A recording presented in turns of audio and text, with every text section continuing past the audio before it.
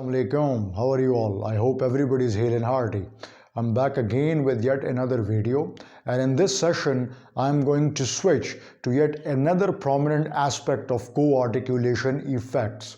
In the previous class I had come up with something that was unique to the phonetic transcription, and that was in the form of assimilation, where I had to connect or link the co-articulation effect with the segment of connected speech. Now I would again venture on the same journey, but that too in a different way, because today my topic is not about assimilation, rather elision. Now elision, assimilation and elision both are related to the concept of co-articulation effects, and co-articulation effects, as you might have understood about it, they are related to the aspect of connected speech that is flowing, something that is articulated and produced at a stretch. So now I am going to elaborate the concept of elision, so be with me, stay tuned. Let's begin our exposition. First and foremost, you need to understand that what is elision. Elision means omission or deletion. Now, what do we omit or delete? We actually delete a sound segment. That's something you need to understand, because we are explaining something which is purely associated with the concept of phonetics and phonology.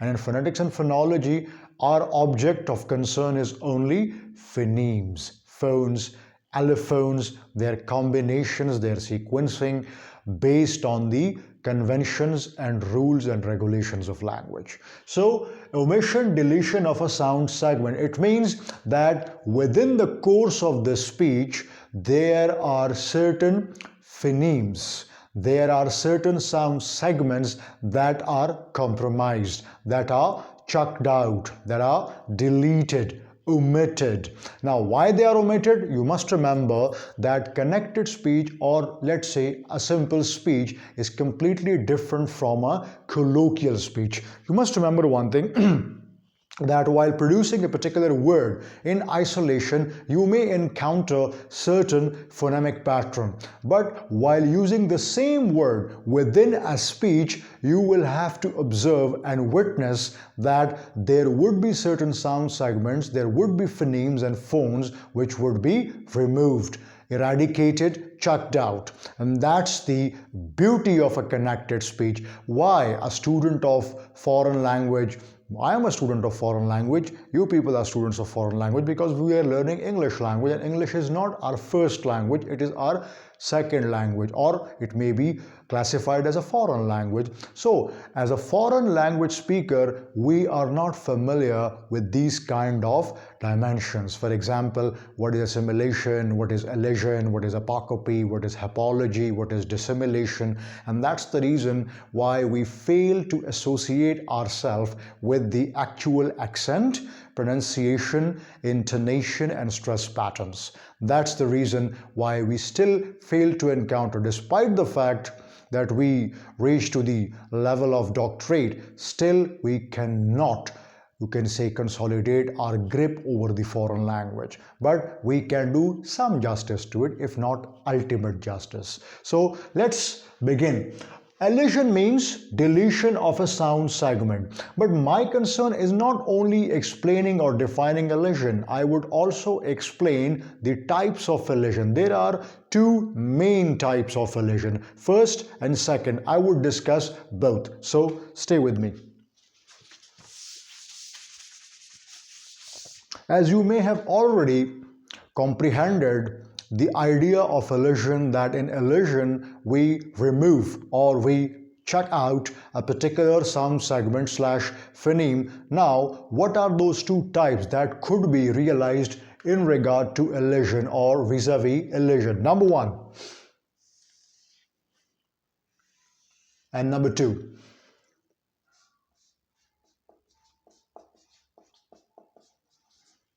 One is historical, the second one is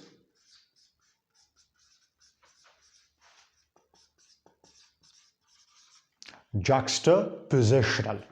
Let me qualify these two before explaining them. Historical elision means that prior to the, you can say, the study of linguistics, because linguistics is a very recent discipline. It started off as a discipline, as a distinct discipline in 19th century, and then till mid 19th century it evolved as a separate discipline of study, a subject of inquiry.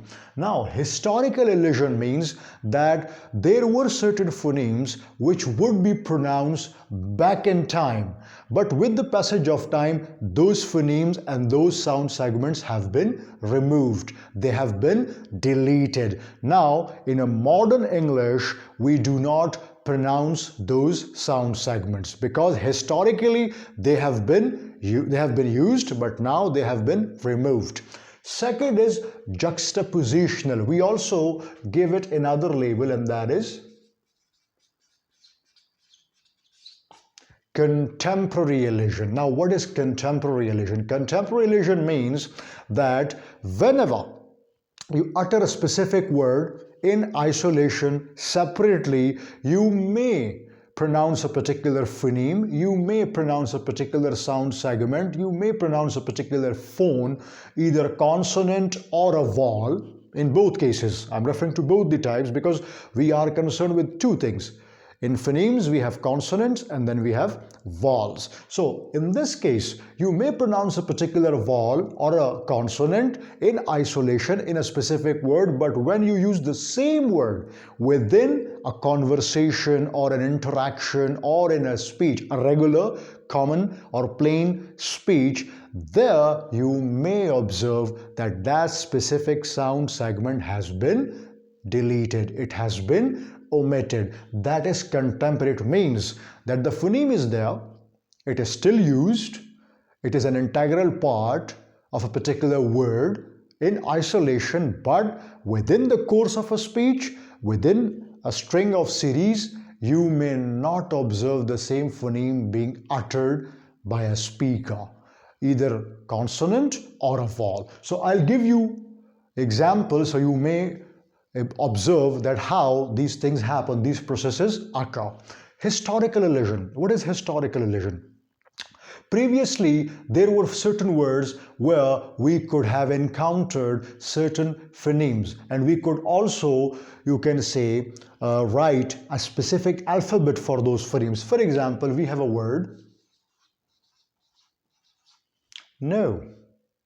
We have another word palm, palm, this particular palm. Now, let me write their phonemic transcription and then I would explain.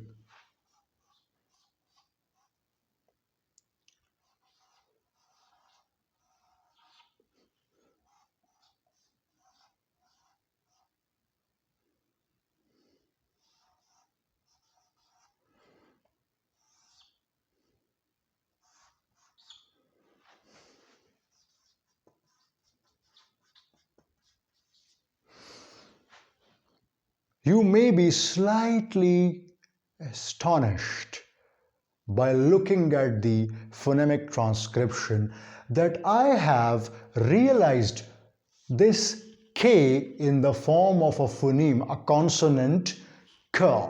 Then in the second example, I have realized this L alphabet in the form of a L phoneme, consonant. Why? You may be astonished, but let me address your amusement. Now, over here, if you observe, this particular K and this L was pronounced back in time. In English language, you need to understand one thing, that it has evolved over a period of successive times. For example, there was an Old English, then there was Middle English, and then subsequently there is a Modern English. But it is not necessarily the case just with the English language.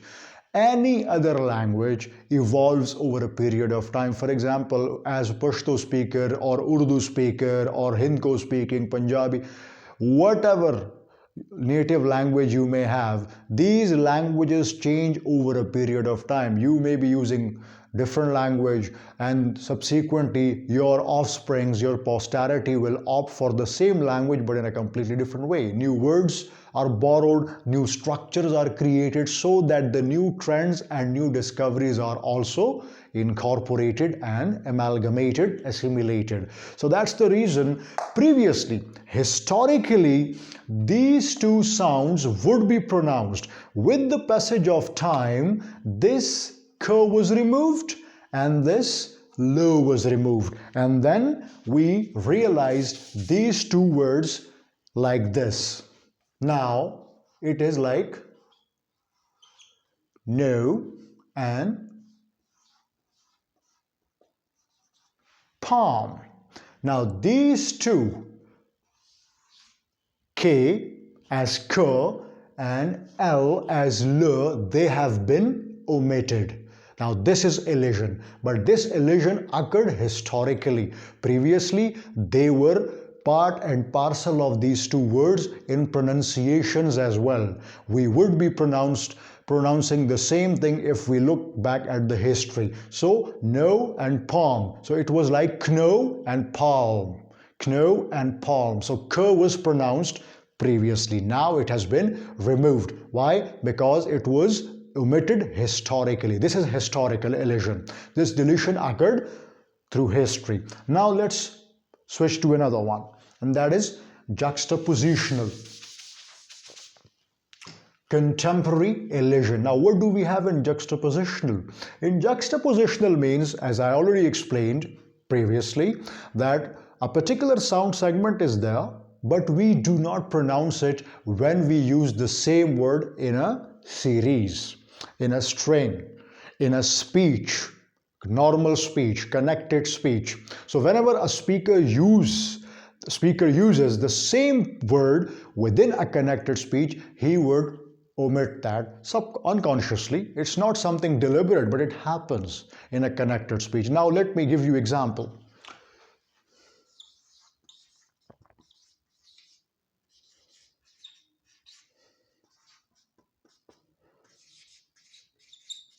Although I am not in the habit of writing alphabetic words whenever I'm explaining the concept of phonetics and phonology, maybe any topic, that may be any of the concepts, but for your understanding, I'm trying to transcribe them. Now, if you look at this, in isolation, I told you separately, we do pronounce certain phonemes. For example, this particular word, how do we write it phonemically? We write it like this.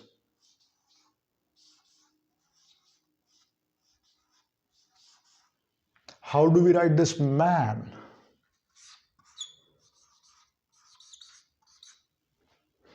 Let me write the second example. Sit. Down.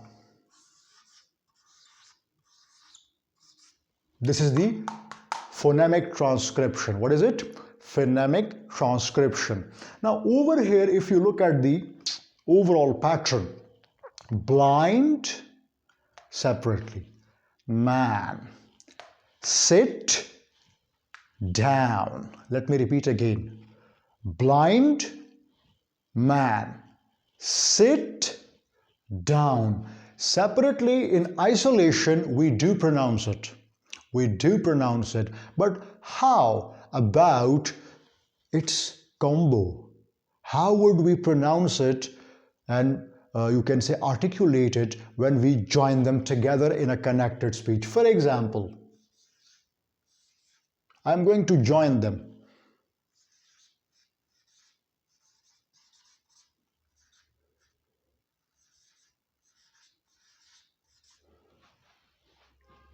Blind man, sit down. Over here, this particular d, it has been omitted. In the second example, t sound has been omitted. This is something that you need to understand. For example, we certainly have these two sounds in these words, but whenever we pronounce them separately. Nonetheless, nevertheless, they are very much there. But when you pronounce the same words Within a connected speech, de is deleted and to is deleted. These two are omitted, excluded. This is contemporary juxtapositional elision. So this was all about the co-articulation effects. In the next session, I'll come up with another topic. Till then, I would like to say goodbye to you. So take care. Thank you very much.